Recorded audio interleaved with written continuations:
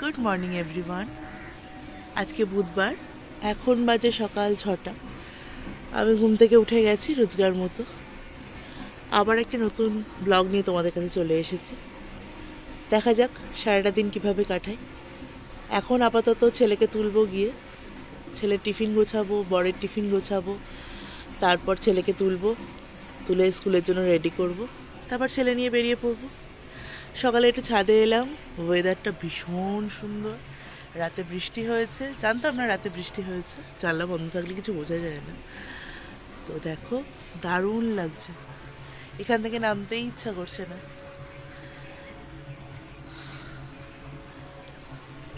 এবার নিচে যাব, ইচ্ছে থাকলেও উপায় নেই, নিচে তো যেতেই হবে। সব রেডি করতে হবে, বেরোতে হবে। চলো তারপর দেখা হচ্ছে। চলে এসেছি নিচে এসে ফ্রেশও হয়ে গেছি। ফ্রেশ হয়ে নিয়ে রান্নাঘরেও চলে এসেছি। জানলা খুলে দিলাম, ঘরেরও জানলা টানলা গিয়ে খুলে দিয়ে এসেছিলাম। এবার ছেলের দুধটা গরম করে নেবো, আর বাকি যা যা গোছানোর টুকটাক গুছিয়ে নেব।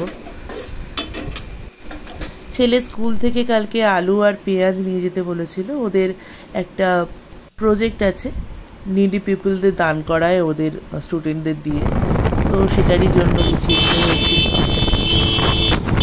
তারপর বেরিয়ে পড়েছি। আজ প্রচণ্ড লেট হয়ে গিয়েছিল, হয় না সব দিন টাইম মতো বেরোতে চাইলেও হয় না, কারণ বাচ্চাটা অনেকটাই ছোটো। তারপর ও স্কুলেও চলে এসছে দেখতে দেখতে।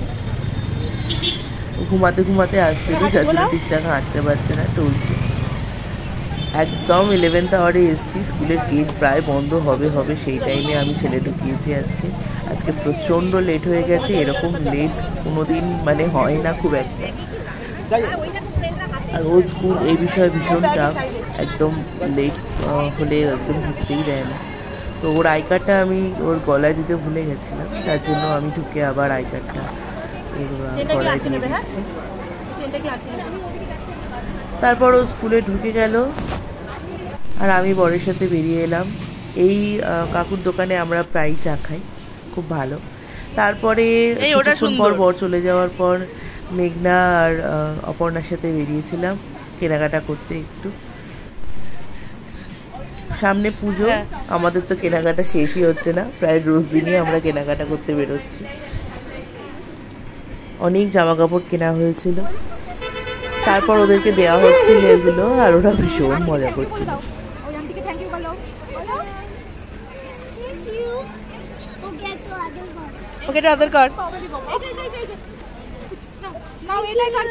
দেখে কি আছে, দেখো কি আছে, দেখো খুব পছন্দ হয়েছে নাকি। আসতে পড়ে যাবি। এই অরিনি দেখি খেলে না।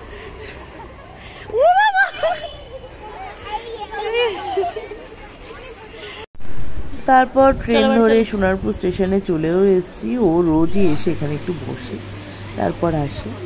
তারপর মিয়াবারের সামনে এসেই বায়না শুরু করেছে, ও ওই টেডি বিয়ারের যে কাপকেকগুলো আছে ওগুলো নেবে। খেতে তো পারে না পুরোটা, কিন্তু ওটা নেবে। তারপর বৃষ্টিও শুরু হয়ে গেছিলো, আর আমাদের এদিকে বাড়িতে রাস্তার যেহেতু সামনে কাজ হচ্ছে, বাড়ির সামনেই কাজ হচ্ছে, তো তার জন্য মা ওকে আবার এগিয়ে নিতে এসেছিলো, যেহেতু আমি নিয়ে যেতে পারবো না। এই যে রাস্তা কাজ হচ্ছে, দেখো পাইপলাইন ঢুকছে, আর রাস্তা কংক্রিটের হবে, তাই কাজ হচ্ছে। তারপর খেয়ে দিয়ে ন্যাচারালি ছেলেও ঘুমিয়ে পড়েছিল, আমিও একটু শুয়ে পড়েছিলাম। সন্ধ্যেবেলা উঠে একটু বই নিয়ে বসেছিলাম, গল্পের বই নিয়ে। তো এখানে এই যে গল্পগুলো আছে না, এমনি বিভূতিভূষণ বন্দ্যোপাধ্যায় আমার ভীষণ একটা ফেভারিট রাইটার, তো এই গল্পগুলো সবই আমার পড়া, তাও আমার পড়তে খুব ভালো লাগে। ওনার ভৌতিক গল্পগুলো না একটু অন্যরকম, মানে ঠিক গা ছমছমে যে ভূতের ব্যাপার, সামনে ভূত চলে আসছে এরকম ব্যাপারটা ঠিক নয়, মানে একটা ক্লাসিক ব্যাপার আছে। ওই গল্পগুলো অনেক কটাই আমার সানডে সাসপেন্সেও শোনা, প্লাস আমার এই বইটায় পড়া, বহুবার পড়া, তাও আমার বেশ ভালো লাগে।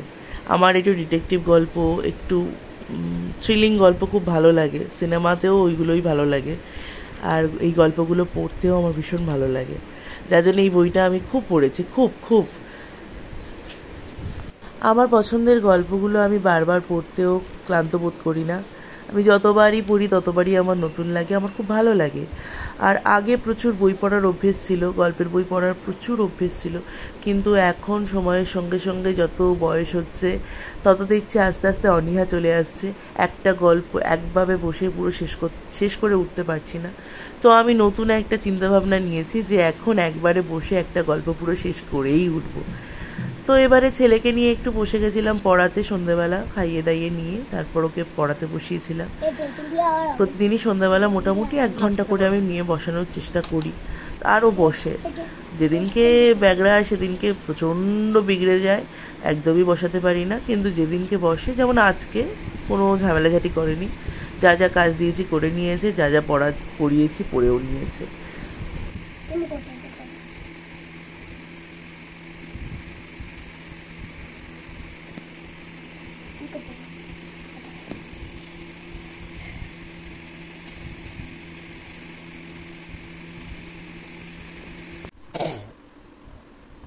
আমরা যারা হাউসওয়াইফ হই সবাই, যে কোনো হাউসওয়াইফে আমার সাথে এই ব্যাপারটা রিলেট করতে পারবে আমি জানি।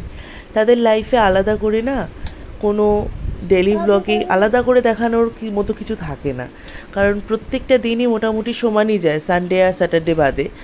অনেকের তো স্যাটারডেটাও সেম যায়, কিন্তু আমার সানডে স্যাটারডে আপাতত, যেহেতু স্যাটারডে ছেলের স্কুল থাকে না, তো তাই সানডে স্যাটারডে একটু আলাদা যায়। এছাড়া আলাদা করে দেখানোর মতো মনে হয় না কিছু থাকে, সব দিনই তো আমার সেমই মনে হয়।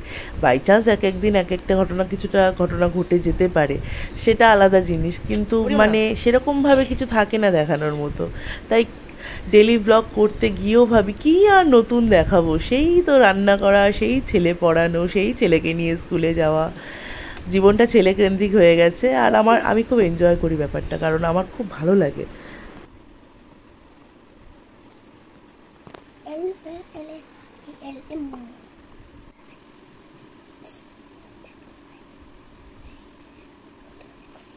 তারপর বি সি ডি।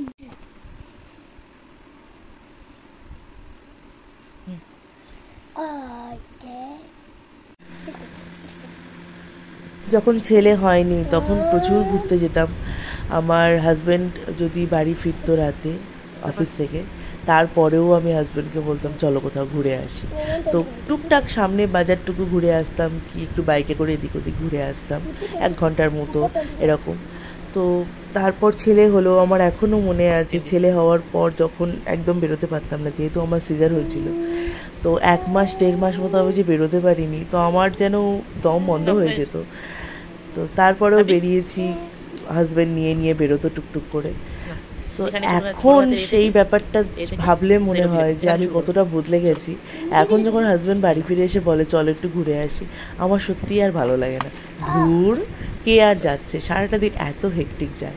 তো মানুষ নিজের মধ্যেই কত পরিবর্তন হয়ে যায়, এটা ভাবতেও কতটা অবাক লাগে। আমি নিজেই কতটা পরিবর্তন হয়েছি।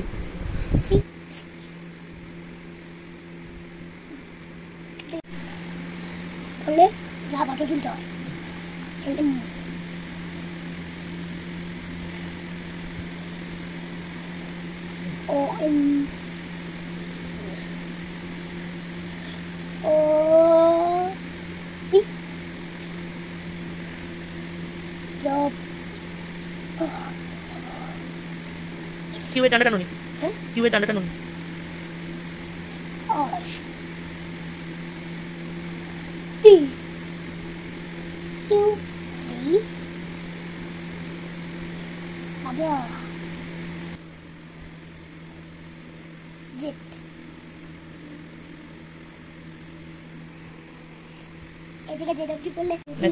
এবার এই ছোট হাতের এ থেকে জেড অব্দি লেখ।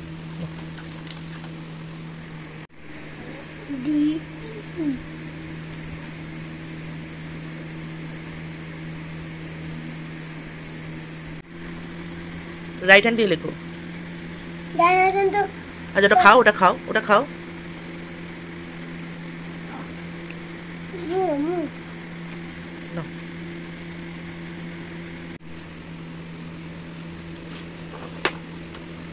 এরকম করে এরকম করে এরকম, ঠিক আছে?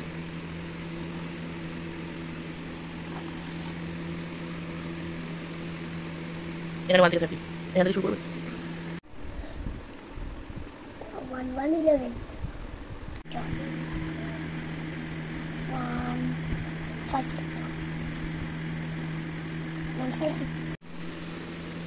ভালো হয়েছে মা, খুব ভালো হয়েছে, খুব সুন্দর হয়েছে বেটা, কত সুন্দর লিখেছে দেখো।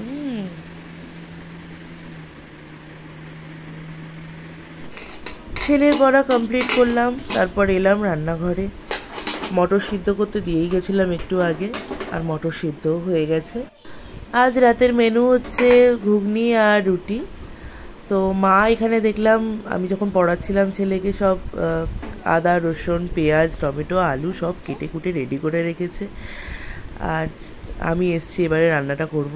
আর রাস্তার এই হাল, আমার বাড়ির সামনেটা কালকে সকালে হবে, তো ওই অবধি মোটামুটি হয়ে এসছে। হাজব্যান্ড এসছে, ওই যে আসছে আমার বর, তো কী করে বাইক ঢোকাবে বুঝতে পারছে না, তো রাতটার জন্য আমার ননদের বাড়িতে রেখেছিল বাইক। আর এদিকে আমি ঘুগনি বসিয়ে দিয়েছি, তেলের মধ্যে জিরে শুকনো লঙ্কা ফোড়ন দিয়ে আলু তুলে দিয়ে আলু কিছুক্ষণ কষিয়ে পেঁয়াজ টমেটো তুলে দিয়েছি। তারপর এখানে মিক্সিতে পেস্ট করে নিচ্ছি আদা রসুনটা। ওই হাজব্যান্ড এসে গেল, ঘরে ঢুকে গেল, ওকে একটু চা দেবো এবারে, আগে ফ্রেশ হোক।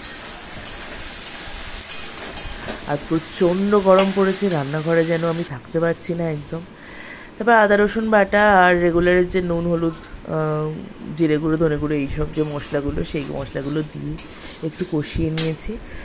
কষানোর পর এখানে মটরগুলো দিয়ে দিয়েছি, সেদ্ধ করা মটরগুলো। তারপর আর কি একটু জল দিয়ে ফুটিয়ে নিয়েছি। নামানোর আগে একটু গরম মশলা ছড়িয়ে দিয়েছি, আর নামিয়ে একটু ঘি দিয়েছি, ব্যাস ঘুগনি রেডি। ঘুগনি করতে বেশি সময় তো লাগে না। তারপর একটু হাজব্যান্ডের জন্য তুলে নেবো, ওকে একটু দেবো। ও এখন ভাত টাত খাবে না বললো, তো এখন আপাতত ওকে একটু ঘুগনি দেবো। আর এই ছেলের সাথে খেলছিল, ক্যারাম খেলছিল ছেলের সাথে। না একটু টেস্ট করে দেখ তো কেমন হয়েছে। কিচ্ছু না,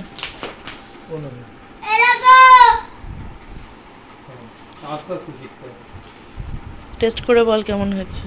গরম আছে, ফুদিয়ে খা।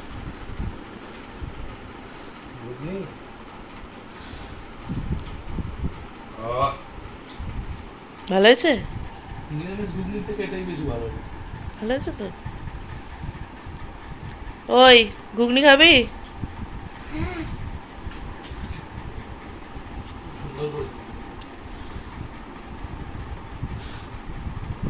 ভালো হয়েছে,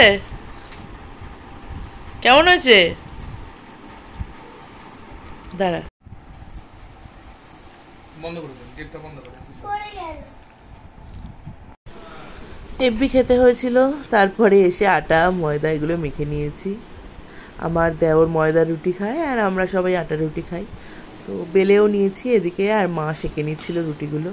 আমি বেলতে মাখতে পারি, কিন্তু আমি রুটি সেঁকতে পারি না, মানে আমার পুড়ে যায় কেন জানি না, তো মাই সেঁকে আর আমি বেলে দিই, মেখে দিই। তো এদিকে রুটি হয়ে গেছে, দেওরেরটা বেড়ে দিলাম দেওরকে, আমারটা আমি নিয়ে নিলাম। এই ঘুগনির ওপর কাঁচা পেঁয়াজ ছড়িয়ে আর একটু লেবু টিপে খেতে খুব ভালো লাগে। আমি অন্যান্য দিন একটু বিট নুনও ছড়িয়ে দিই ওপর থেকে, কিন্তু আজকে বিট নুনটা বাই চান্স আমার বাড়িতে ছিল না, তাই দিতে পারিনি। তো 3:30 এভাবেই গেল। এখন রাত 11টা। খেয়ে দিয়ে ফ্রেশ হয়ে নিয়েছি, ছেলেকেও খাইয়ে দিয়েছি, ছেলে ঘরে ঢুকে গেছে, শুয়ে গেছে, ঘুমায়নি এখনো, শুবে। হাজব্যান্ডও খাওয়া দাওয়া হয়ে গেছে, সবারই খাওয়া দাওয়া হয়ে গেছে, সবাই ঘরে চলে গেছে যে যার ঘরে। আমি এখন কালকে সকালের জন্য একটু টুকটাক গুছিয়ে গাছিয়ে রাখছি, রেখে এবার আমিও শুভ। ভীষণ টায়ার্ড, সারাটা দিন ভীষণ হেকটিক যায়, বিশেষ করে ছেলে স্কুল টাইমটা ভীষণ হেকটিক থাকে। তো এবার যাই, শুই। Good night.